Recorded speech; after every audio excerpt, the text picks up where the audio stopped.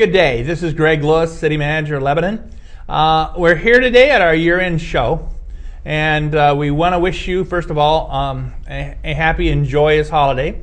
Julia Griffith's come over to join me today. She and I have got acquainted since I arrived here, and we thought it would be a good time to end, as we close the year, for the Hanover Town Manager and the Lebanon City Manager to get together. And we are having eggnog, and this is because Julia's come over. I have, of course, purchased the eggnog. McNamara Dairy eggnog. But yes, she's firmly right. We buy local, and that's what this is. So I think we ought to have a little toast. Okay. Here's to Hanover and Lebanon. Here, here. Now today, That's good. we think about the year end. I get thinking about how the year's gone and where's everything going, and I think about our profession because I can't. It's a good relaxing time right today. Finish the budget on the city level. We are at year end with things, and I think about looking back. This is my beginning of this in the next year, my 21st year as a manager. Yeah. And I thought maybe we could talk a little bit about your background, maybe bring that out a little bit, and let's talk a little bit about being managers and maybe even distinguish a little bit about the town managers and the city managers, but what the common ground might be between those two roles. So what's a little background on Julia and how the heck did you become a manager? Well, I was working for nonprofits that were doing third world development work in East Africa, coming out of college and graduate work in international relations, and as part of that, went to work for an organization called Save the Children, which does third world development work. Oh yeah, I'm aware of that organization. Based in Westport, Connecticut. And while I was working there, I was struck at some of the management challenges that they faced, and decided to veer from my international relations master's program into a master's in public and private management at Yale.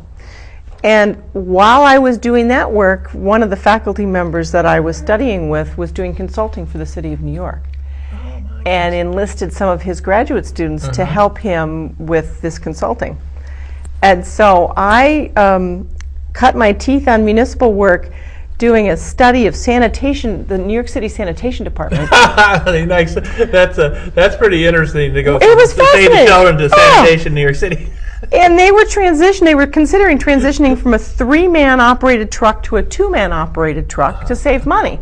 I've had that conversation too. That's what's incredible. Yeah. I've had that conversation before. Huge issue for the sanitation workers in New York City, who saw their ranks being thinned as they went from a 3-man to a 2-man truck. So I spent 6 months riding around in sanitation trucks, talking with sanitation workers about their concerns about this transition. And I was hooked, Greg. I mean, that's it, huh? I went back, finished that sanitation truck got you. Yeah, went back, finished up my master's in management, and went to work for the Office of Management and Budget for the City of New York.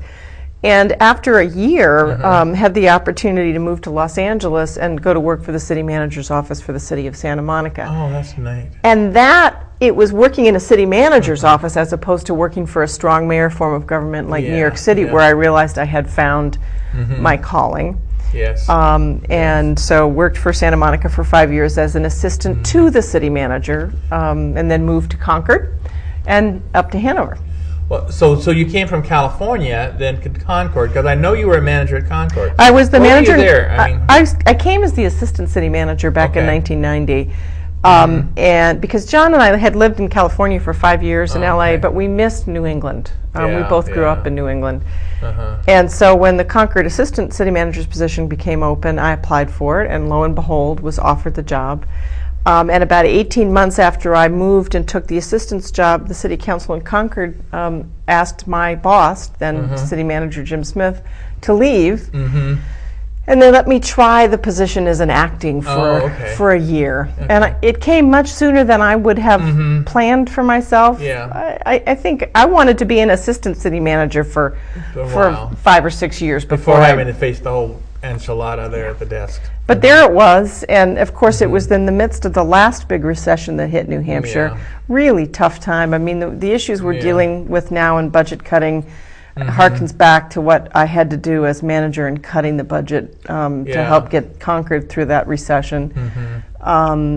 And for me, coming to Hanover was all about trying to find balance as a parent. I had my second child while I was the manager in Concord, and thought, I need a place where I can more effectively parent and manage, and I want to slow down a little bit because it's really hard being a working mom and trying to keep 15 city councilors satisfied in Concord. So for me, Hanover's been a perfect place to be as a working parent.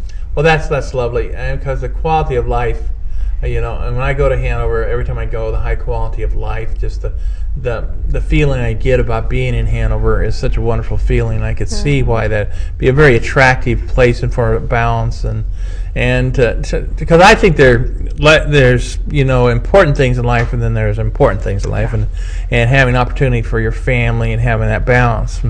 Because I think as managers, our lives become pretty integrated. I mean, it's hard to turn that off. I mean, as I was coming here, I'm on vacation today. You are too. We're both on vacation. We choose to spend our vacation time talking like this. But I was getting a call from a media person who wants to know what's with regard to a certain matter at the waste treatment area. But as I'm on my vacation, I don't say you can't. Sorry, I can't.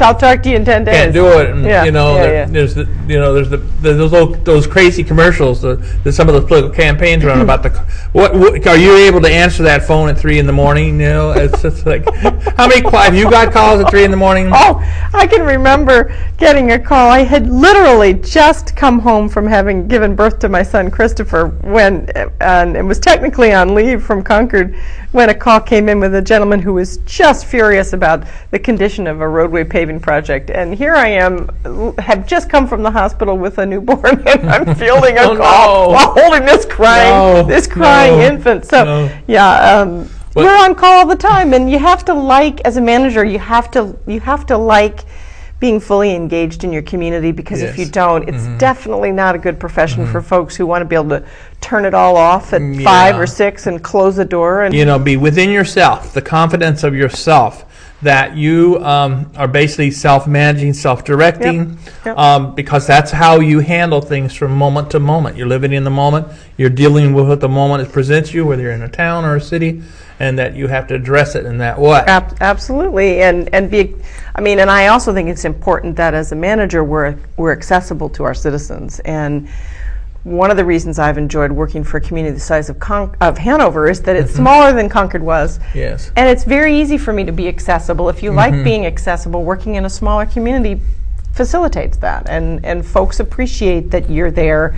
You can answer their question while you're buying your McNamara dairy eggnog in the co-op food aisle, or yes, and I like where I went and got the eggnog just now. I went over here and I went over to Hannaford and went in and got the eggnog. And as I was getting the eggnog to come to the show, a gentleman came up to me and he suggested how we better clear snow around Colburn Park in the green, and that we're presently there's some issues about, from his perspective, on putting the snow and letting it pack up and then trying to take it out, damage to equipment, endangerment of senior citizens who like to walk around Colburn Park. Brought up some suggestions about how to do that differently, and of course, as you do, the engaging a citizen out there as you walk through a grocery store, or you're at the filling station, or wherever you're at, is really important, and listening to the citizen, and then following up on the citizens and expressing what the citizen is saying, that voice of the citizen, so that comes back, so the people that are involved in it.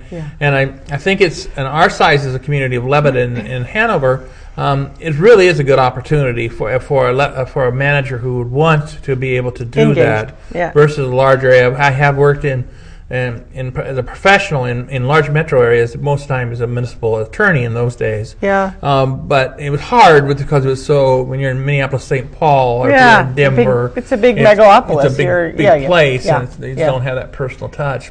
One of the things I want us to touch about as we're talking about this is for anybody that watches this show that have children or that are students or college students who are thinking about what they're going to be in life. Because people are thinking, I can't make a living anymore. It's so tough. It's so tough for people, especially in the 20-something, the emerging adults that we have this really generation. tough right now. Tough on them.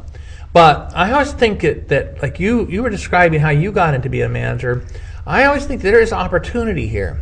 Because I think that you and I talking earlier that we in our particular generations are, we're here and playing these roles, and we've had some experience in doing it, but we need others to follow. We do. So if you were going to tune up to get, and look for a profession, a place that is challenging but rewarding.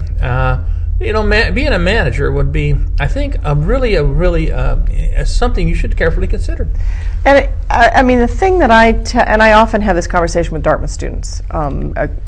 Occasionally, I will go talk with Dartmouth students through the Rockefeller Center about careers in the public sector, and also with Tuck students in the business school. And what I tell them is that the thing that I love about this profession is the variety that we have in our work.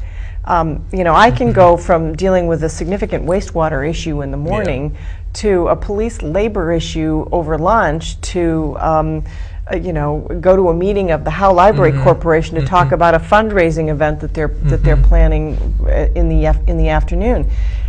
If you're the kind of person like I am who likes variety and likes to have lots of things that they can sort of work on at once, so that when you get tired of working on one issue, there are plenty of others to work on that are really very different. Yes. It's really a fascinating profession. And if you're at all somebody who's interested in the way public policy gets made, here's a chance at the local level to really affect what happens with public policy, and also to feel connected to a community in a way you won't if you're working at the state level or for a much larger community or at the national level. So.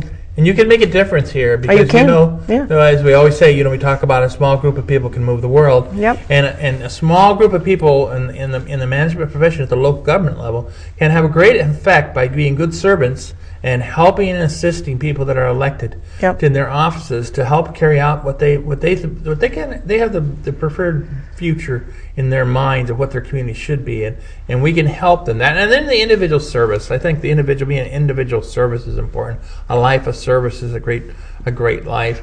And for and people, you can make a living at this profession. Oh, you can. You can make a reasonable living. It's a professional salary. It's a professional living situation for you. It's good for you and your family as a professional. And I guess there's a number of avenues. You talked about how you got into the business, and I think there are a number of avenues. The traditional avenue would be that during you would go to college and get a college degree. I know all kinds of managers with all types of college degrees, so I don't think there's a magic pill. No. You have some have business degrees, some have political science degrees, some have science degrees, some have other types, artist degrees. So I've seen all types, and then.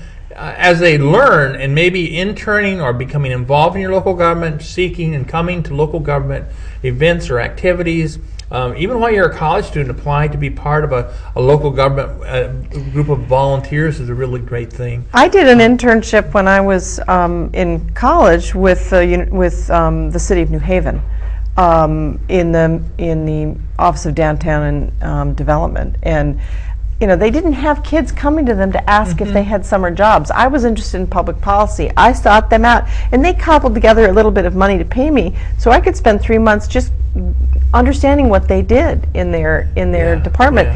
It's really about asking, and through communities in New Hampshire, we have municipalities that hire interns, so they're interested in. I think you should go to your town hall or go to your city hall. Just come in there and just ask. I'm a person. I think I might be interested.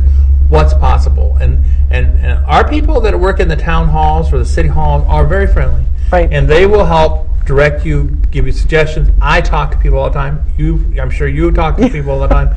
We're happy to visit about that sort of thing. And we're happy to sit down with young folks to talk about what they might do to get experience. I mean, I would say that as managers, we're anxious to recruit the next generation into our profession because we're seeing our profession get grayer, and we're not seeing an onslaught of the younger generation coming forward. And so please come talk with us about an interest in whether or not there might be a way you could get some experience. And as we finish our time together here, I thought we'd talk a little bit about Hanover and Lebanon. Where are we going to go? We have a couple minutes.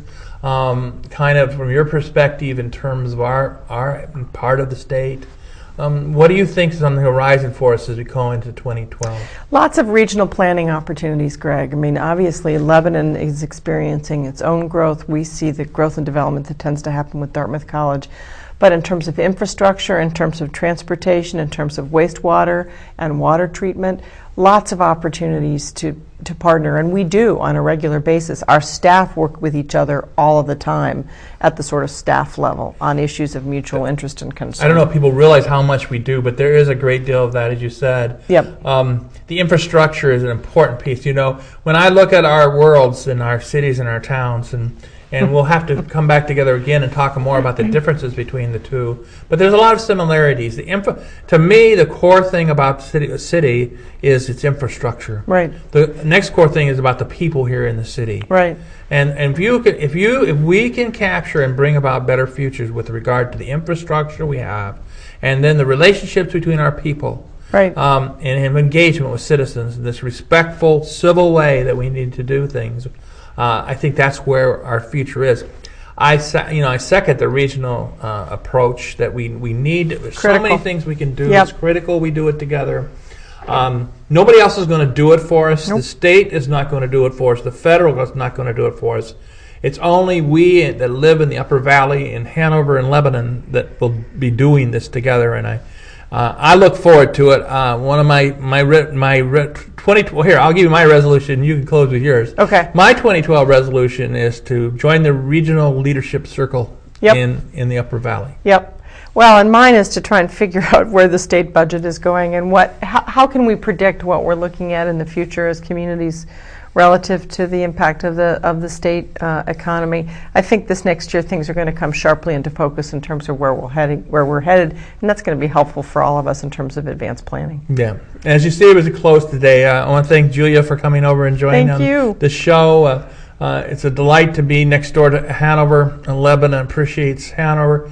And I know Hanover appreciates Lebanon. We're going to work together. So we will. Best luck in this next year. Thank you for coming and joining Eggnog. Thank you. Thanks a lot. We'll see you shortly now in the rest of the segment.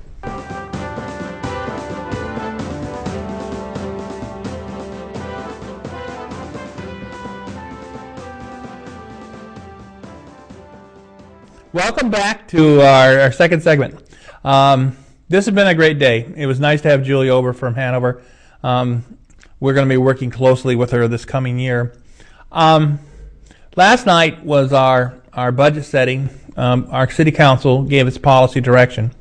And what happens when they give the policy direction, they actually go through 10 resolutions, and each resolution addresses a different part of the county's budget, the various sundry funds that they have. The county has quite a few funds. These are funds or separate accounting measures by which we set the budget. And there was unanimous consent to the 10 motions that had to be made. So the budget was accepted as proposed. The budget. What made this budget so important is that the city has been working hard and long at trying to create a different approach to the special and unique needs of Lebanon.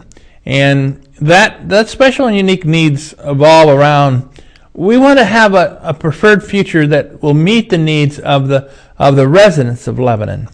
And that these needs are all, it's not based on process or procedures or artificial things like that. It's really on concrete, very discrete outcomes that occur in the community as a result of the collective action of the citizenry through its city council, as given through policy direction to the city manager, as given to the city teams to serve and engage the citizens of Lebanon. Everything we do has to be taken in consideration of being affordable and to be doing something the citizens believe in. We are beginning this different look at how to do budgeting this year. The budget will only get better each year thereafter, but this is an important first step. In the affordability measures that we have in the budget that was set last night, the 2012 municipal tax rate is $9.25 per 1,000 of assessed value. That is a 10 cent or 1.1% higher than what that rate was in 2011. So a single family home assessed for $250,000 will have an estimated 2012 municipal tax bill of about $2,313. That's an increase of $25. We do not want the tax rate to spike ever. We want to keep it level. We want to keep it responsible, and we want to keep it conservative. And that's because of the direction by the board, by the city council, who have made it clear that in their core outcomes that they want to achieve, one of the highest is fiscal responsibility, restraint, prudent long-term stewardship of resources. This budget was worked on for over 6 months. It was given a lot of engagement by each member of the city teams and the city council and citizens as they reviewed it. It's been on the website. People have looked at it. It came to a conclusion that people could live with it. Now, that doesn't mean we love any increasing in the property taxes. We know how tough it is out there. We know the economic times we are living in. We know and respect that the residents of Lebanon must come first. And that's what this budget was about. We are going to do two things here coming January 3, the first business day for the city in 2012. One, we're going to implement this budget. And we're going to implement this budget so that it's done in a prudent and careful way. We're going to work and hone and drill down. We're going to understand every nuance of how we are achieving outcomes in this budget and how we can make them measurable and how we can develop indicators. We're going to treat this budget as the highest trust that one could undertake in the name of residents of Lebanon under the leadership of the City Council. Secondly, we've already done work in preparing for the 2013 budget. We're going to launch the 2013 budget preparation on the very first day of the year. We're going to work those lines as hard as we worked them this year, and we're going to look at other and different and new things. All of it is about creating outcomes. This is it's the way we should do these things in the future. People don't want government to just have government be government. We don't want them to be looking at it from a way of who has this and who doesn't have this, and the kind of adversarial ways of conducting oneself. On local government, we want to move to a civil society, a civil place where the nonprofit sector, the public sector, and the private sector work together in partnership on a regional basis so that we can become regional leaders and join the regional leadership circle. Lebanon needs to be a regional leader. It's right in the center of this region. It needs to be in a leadership position and join those who are already in leadership positions in the public, nonprofit, and the private sector. And that is going to be a firm approach by the City of Lebanon. We are looking at the outcomes, and I think at the top of our outcome puzzle of how we do this, how do we get all these arrows aligned that we need to get aligned so that we all go down the same path that we can live with, is excellent planning. So this budget provides for excellent planning. We have a new director of planning and zoning in our community. We're going to ask him to think of ideas and solutions and suggestions that we can all weigh in the community and see what fits, bringing new ideas to the table. We have a great deal of experience in our planning and zoning operations who will help us measure what's real, what's not real, what will work, what won't work. We have citizens with a wonderful depth of experience in engaging citizens in conversations about what will work, what won't work. That's what this budget is about, and we need to pursue the highest practices and best practices for planning. This future is too precious for all of us, and only we can do it. It won't come from the state, and it won't come from the federal level. It's going to come from this region. It'll come from our city, and it'll come from our partnerships with our fellow municipalities, the other towns that surround us, with Hanover, with the private sector, with the nonprofit sector. We have some great partnerships that can be built, and that are those that are going already. We need to join in those partnerships and plan together. Transit and doing transit is very important to our community. There's probably, trying to figure out an automobile solution to our transportation needs.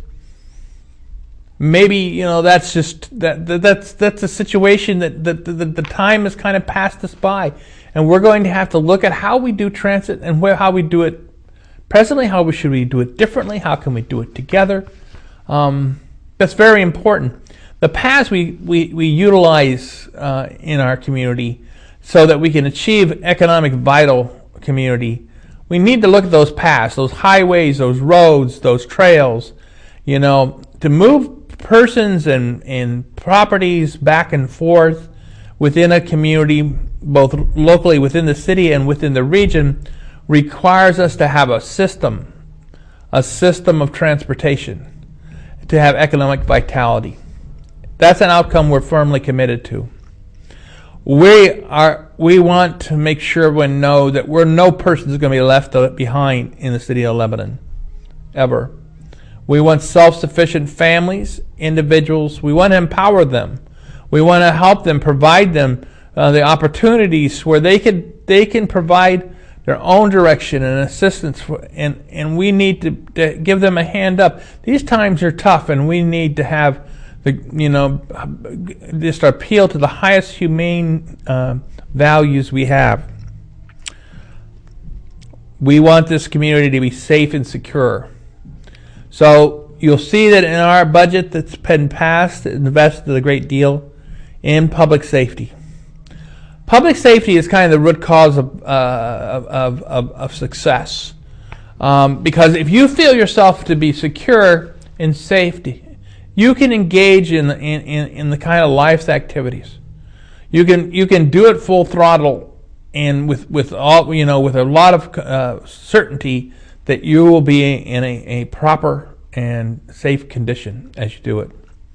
All these things go together to create the economic vitality that we have, with the physical responsibility we have, with the self-sufficient individuals and families we will have, that the excellent planning that will guide us in the public safety that will protect and serve us makes for a sustainable community. And that's what this budget in 2012 is about. A sustainable community where we have this great sense of place, in the sense we're in Lebanon. We have to have environmental responsibility, and that's a very important part of our sustainability. That's a balancing, so that we can, while we live here and work here and do our businesses here, we also need to protect and be good stewards and good keepers of, whether it's rivers, forests, or land, or soil, or air. We need to do that. We need to be efficient in the use of energy. Energy is one of those high-cost commodities. The energy that we have is right now one of the largest pieces of our budget. So anything we can do in the community to achieve energy efficiency will help us have a government that you want and you need, and that is affordable. Healthy and wellness. We have some great health care leadership. They're devoted to wellness, the broad sense of health and wellness. We want to continue to be the cultural and learning center for this community. I mean, we have such wonderful schools. We have colleges. We have the great University of Dartmouth. We have those things, and it's all about taking all of what resources we have and focusing these limited resources on what we're doing. We just finished the proposed draft of the master plan. That's an important part of our budget. That's another example of excellent planning. In January, the Planning Board will launch its deliberations of the Master Plan of Lebanon. We urge all citizens to engage and get behind having a plan that you can live with, that you'll support, so we can use the Master Plan to make those really serious and important decisions that are coming the way of this community. We can take charge of our own destiny through the 2012 budget and the master plan that I hold in my hands, the proposed draft. It is online on the website of the City of Lebanon right now. The website of the City of Lebanon, lebcity.com, is a very robust website. I urge you to use it. Now, in closing today, I want to talk about kind of what this is all about. And as I was thinking about coming to the last show of the year, I was thinking about how important it is to belong. It's important to belong to the City of Lebanon community. I am very pleased that my wife and I can come here and be part of the community and belong in the community. I think all of us who live here need to look at the feeling of belonging, because a community where there's a structure of belonging will be a very successful community. I urge you, if you are one of those people like me who like to read books, there's a book called Community, the Structure of Belonging by author Peter Block. This is the book. And in the book, Peter Block has made a great deal of effort at studying community. And I just want to share a few things from the book with you today as we close. What is the overall premises of building a sense of belonging and connectivity in the City of Lebanon? We need to build the social fabric and transform the isolation within our community into connectedness and caring for the whole. That means we make residents first. We care for all residents of Lebanon. We need to shift our conversations from the problems of the community to the possibility of the community. We need to commit to create a future distinct from the past.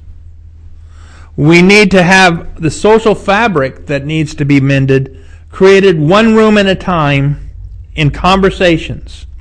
And we must always be engaged in the room in which we are present at the time so that we can build social fabric. We must ask questions. Whom do we want in the rooms for the conversation? And what is the new conversation we want to have? The key to our future in Lebanon is to focus on the gifts of Lebanon, on the associational life in Lebanon, on the insight that all transformation occurs through language. We must be careful with our language. Each step we take, we must embody the quality of aliveness, and we must have a strategy to evolve in an organic, natural way. The essence of creating an alternative future comes from citizen to citizen engagement that constantly focuses on the well-being of the whole. We all have the capacity in Lebanon, the expertise in Lebanon, and the financial resources in Lebanon that could bring us to an alternative future that we require. It all begins in our small groups, in our neighborhoods, in small groups in Lebanon, having conversations. This is the unit of transformation, and it will be the container for the experience of belonging in Lebanon. I look forward to belonging in Lebanon. I look forward to you engaging. Let's all belong to Lebanon together. Let's be part of the master planning. Let's be part of designing the outcomes, and let's go do those outcomes. May you have a joyous holiday season and a happy New Year 2012. Thank you.